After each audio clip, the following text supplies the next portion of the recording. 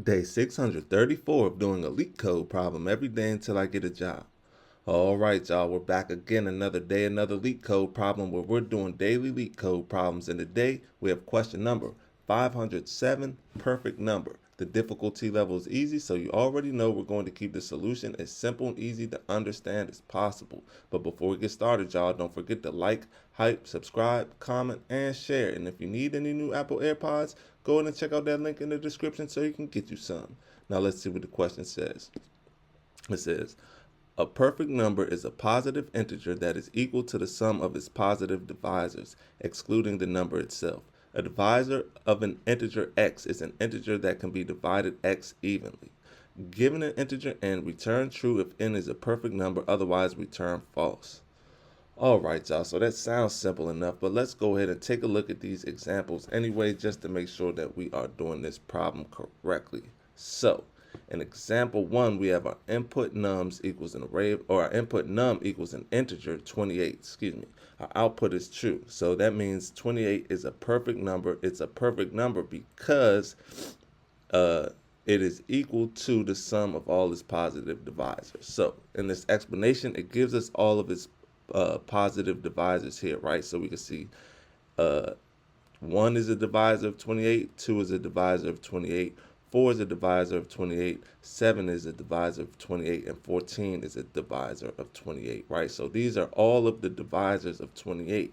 Now, it's interestingly enough, when you add up all of these divisors of 28, you get 28, right? So that's what makes it a positive number, because you take all of the divisors and you get the sum of those divisors. If those sum of the divisors are equal to the input number num, then that means num is a perfect number. And in this case, that for 28, that is true. So that's why it's true.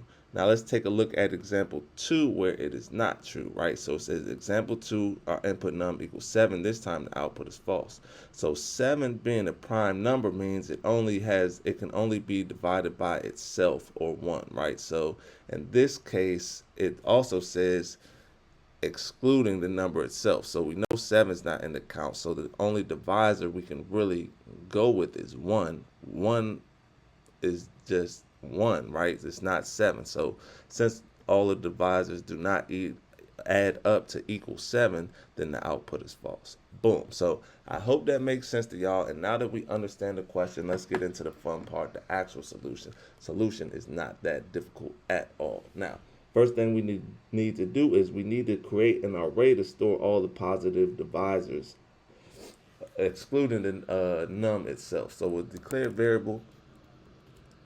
We could call it divisors, and we'll set that equal to an array of integers. Come outside of that and put parentheses like this. Boom. Now we're going to iterate through all integers from 1 up to, but not including num, to find the divisor. So we're going to say for I in 1 dot dot less than num. We're going to open up the brackets, and if I divides num evenly, it is a divisor. So we're going to say if num mod I equals 0. What this means is when we divide num by I, right? If the remainder is 0, that means that it's a divisor, or it divides evenly. So we could open up this bracket and we could just say divisors dot append, open up the parentheses, passing I.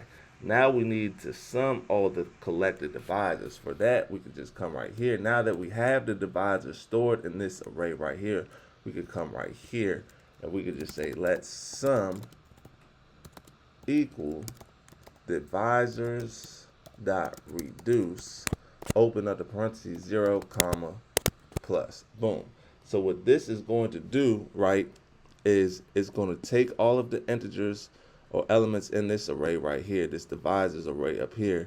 It's going to start from 0, and then it's going to add them all together, and that's going to get our sum. Then once we get the sum, a number is perfect if the sum of its positive divisors, excluding itself, equals the number. So we could just come right here and say return sum equals num, right? So sum should be equal to num if it's a perfect number, right? And this right here is going to return a Boolean, true or false. So if it's true, if it holds true, it'll return true. Or if this right here is true, then it returns true. If this right here is false, it'll return false. So let's go ahead and give it a run before we submit it. Make sure it runs properly. Boom, it's accepted. So now let's go ahead and submit it. Make sure it's still accepted after we submit it. Let's see. And look at that, y'all. 2,095 milliseconds beats 14.81% of users with Swift. Not too bad. We could get those numbers up, but right now we just want to be able to solve the solution that was presented to us, and I feel like this is a good solution for that. So with that being said, y'all, before we go, make sure you get one more look at the code, read it, learn it, love it, and yeah, I hope to see y'all here tomorrow for another day, another LeetCode problem. See y'all then.